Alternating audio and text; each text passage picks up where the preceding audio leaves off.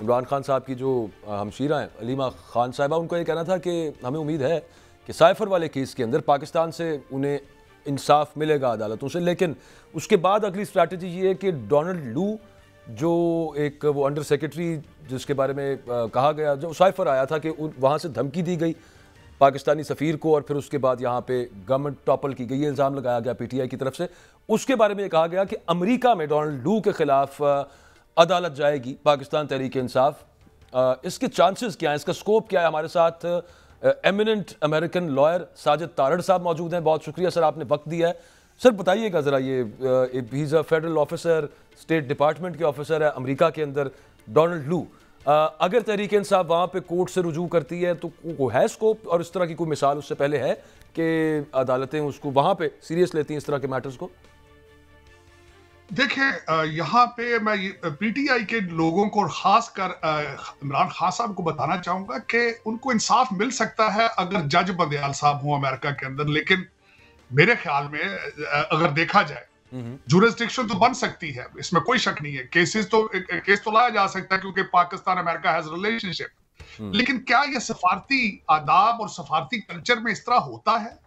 क्या ऐसे पहले हो चुका है? और उसके साथ मैं ये बताना चाहूंगा कि खान साहब जो कि खुद मैकियावेली के बहुत बड़े फैन हैं और सबसे बड़ी बात है पावर पॉलिटिक्स का हिस्सा है, मेरा उनसे ये क्वेश्चन ये होगा कि आपने 55 जलसे किए, फिर उसके बाद आपने पराया एलएलसी, पराया कंसल्टेंट्स यहाँ हायर कर ली, फिर पीटीआई न्यूयॉर्क ने फैंटम एंड आर्लोक यहाँ पे लॉबी फर्म हायर की। ये मार्च 2023 की बातें हैं, $25,000 महीने पे। तो आप खुद पहले आप लोगों को मेरे ख्याल में पाकिस्तान में पागल कर देंगे। मेरे जो बच्चे पीटीआई के सपोर्टर हैं, उनको हर रोजाना किसी नए ट्रक की बत्ती के पीछे लगाया जाता है, जो कि नाइंसाफी है। उसके बाद ये मैं ये भी पूछना चाहूंगा, अमेरिका इराक चला गया, वहां पे वेपन्स ऑफ मास डिस्ट्रक्शन नहीं मिले। अमेरिका लीबिया चला गया, कितनी अदालतें खुली, कितनी अदालतों में ये चैलेंज किया गया। लेकिन मैं समझता हूं कि अब खान साहब ने इसके पीछे कोई और काम करना है। खान साहब नया पाकिस्तान से रियासत मदीना गए और कई की चीजें की इन्होंने। कौम बिल्कुल इस वक्त जो है वो सोचने की सलाहियत से बिल्कुल। तो मतलब आपका ये है सर तारड़ साहब कि अगर अमेरिका ने एक झूठी जंग छेड़ी थी, weapons of mass destruction Afghanistan में मिल जाएंगे, कख नहीं मिला उस तरह का वहां से, और अगर वहां पे अमेरिकी अदालतों ने उस पर कुछ नहीं किया तो ये तो चीज ही कोई नहीं है ना। आप ये भी कह रहे हैं साथ साथ कि डोनाल्ड लू ने अगर कह दिया मुबैना तौर पर तो ये कोई इतनी चीज नहीं, और इसका कोई जुरिस्डिक्शन बन भी जाए तो कोई स्कोप कोई नहीं आ गया, ये बता रहे हैं आप? मैं उस पर एक अर्ज बात और करना चाहता हूं। जब सबसे पहले तो अमेरिका इस वक्त पाकिस्तान, खान साहब ने 3.5-4 साल में अमेरिका के खिलाफ क्या किया था जो अगर उनकी हुकूमत चेंज की जाती? पहला पॉइंट तो ये है। दूसरा पॉइंट उसमें ये है कि हुकूमतें इस तरह चेंज की जाती हैं कि लोगों को साथ बिठा के उनको नोट्स दिए जाएं। पीछे वो बंदा नोट्स ले रहा था जब असद मजीद साहब के पास। और दूसरा, इनके खिलाफ असद मजीद साहब ने गवाही दे दी है, इनके खिलाफ आजम खान साहब ने गवाही दे दी है। तो अदालतों में क्या लेकर ये जाएंगे, क्या लेकर जाएंगे अमेरिकन अदालतों में? ये बस एक बच्चों को, जो मेरे बच्चे ट्विटर नहीं, असद मजीद साहब ने तो साइफर का जो सारा वो है उसका जो मतन है वो असद मजीद ने ही बताया ना कि मतलब वहाँ से कहा गया कि रिमूव दिस गवर्नमेंट और होगा तो फिर आगे पाकिस्तान के हालात बेहतर हो जाएंगे। उस पर तो हमारे यहाँ पे डिबेट ही नहीं हुई हुजूर तारड़ साहब कि मतलब वो उसका मतन कितना सच है कि नहीं है। वो इस पर चल रहा है मामला कि वो एक कॉपी थी उसकी, वो ट्रांसक्रिप्ट जो था उसका जो डिसाइफर किया था वो कितने गया, वो गायब हो गया, ये चल रहा है यहाँ पे। लेकिन ये कि ज्यादती की है। मैं खुद खान साहब का बहुत बड़ा फैन था, मैं खुद तब्दीली चाहता था, मुझे भी तब्दीलियों के ख्वाब दिखाए गए।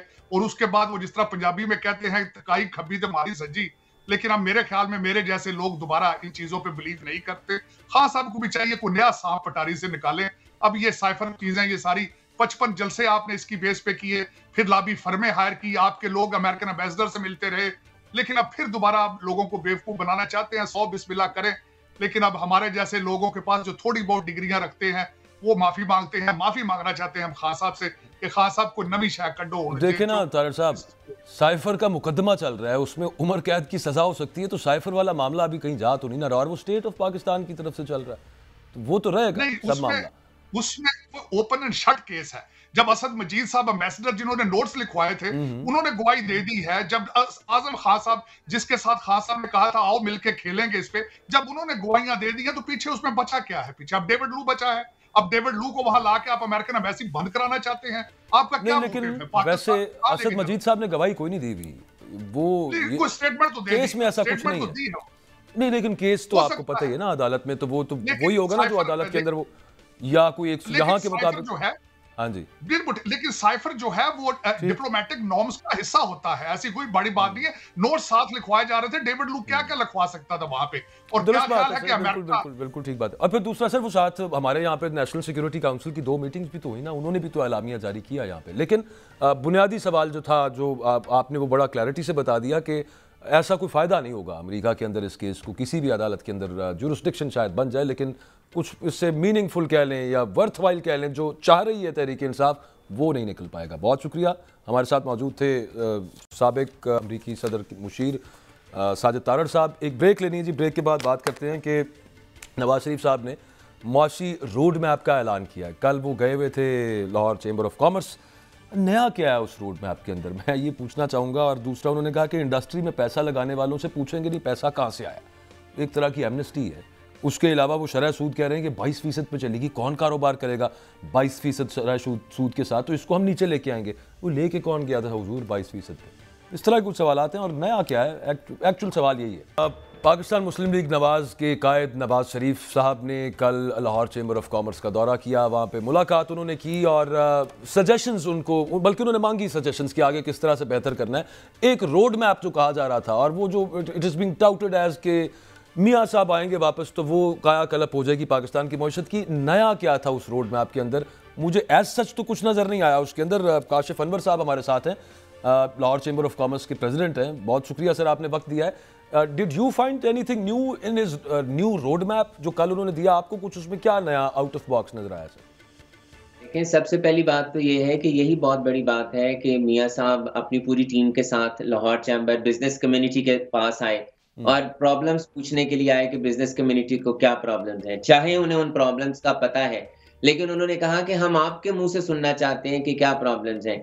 तो अल्टीमेटली हम तो अपना बार-बार ये कह रहे हैं, और हम तो तमाम पॉलिटिकल पार्टीज को कह रहे हैं कि आप हमारे पास आएँ, आप हमसे मिलें। आप पॉलिटिकल पार्टीज एक पेज के ऊपर बैठें और चार्टर ऑफ इकोनॉमी को साइन करें और उन इश्यूज को रिजॉल्व करें जो ये कम्युनिटी, ये मुल्क इस वक्त इकोनॉमी हमारी फेस कर रही है। तो उन्होंने आके सुना, उन्होंने आके कमेंट्स दिए, बात की।